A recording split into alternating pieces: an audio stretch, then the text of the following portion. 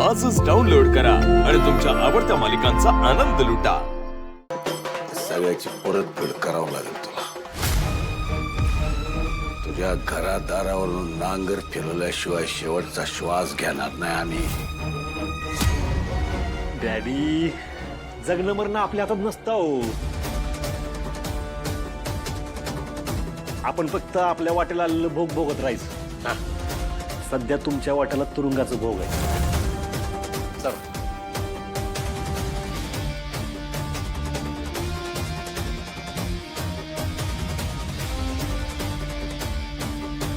साहेब, मला माहिती आहे यांना अटक न करण्याची तुमच्याकडे 100 कारणं असतील, पण ह्यांची अटक कशी गरजेची आहे ना, आज मी तुम्हाला सांगतो। मानलात ते साहेब, डॅडींची बायको आहे। आत्या, तू जे काय बघितलंयस ना सगळं सांगून टाक। आज बघू यांची अटक कोण थांबवतंय ते।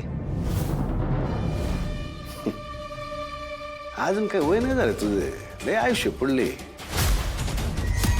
हा किती दिवस पुरणार आहे तुला? हा आणि कसे किती बी केलं कसं बी केलं तरी आपलं तेच हक्काचं असतं राहील।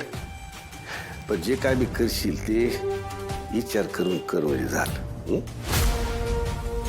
कारण तुम्ही किती बी काय बी केलं ना तर माझी हितून सुटका होणार ही काळ्या दगडावरची रेघ आहे। आणि एकदा का मी इथून सुटलो, सूर्या आणि त्याला मदत करणाऱ्यांच्या नशिबाचे फाशे पलटवून टाकू आम्ही।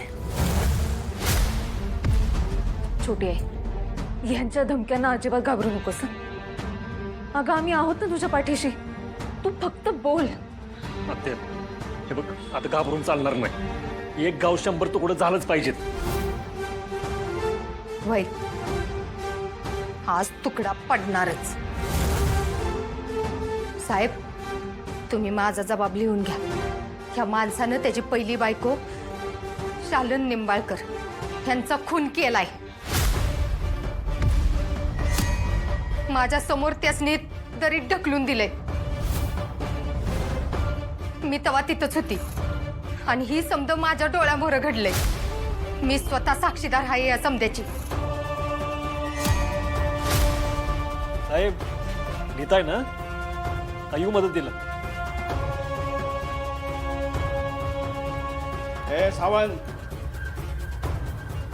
याड लागले का तुला? कुणी बी सांगेल आणि लगेच लागलास करायला?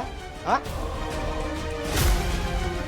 डॅडी, गावात राहडा नको म्हणून तुम्हाला इथं आणण्यासाठी मी फक्त ऑर्डर काढली होती। कळते कळते आम्हाला। ते टाक ना तो पेन। आणि डॅडींना अटक होऊ शकत नाही।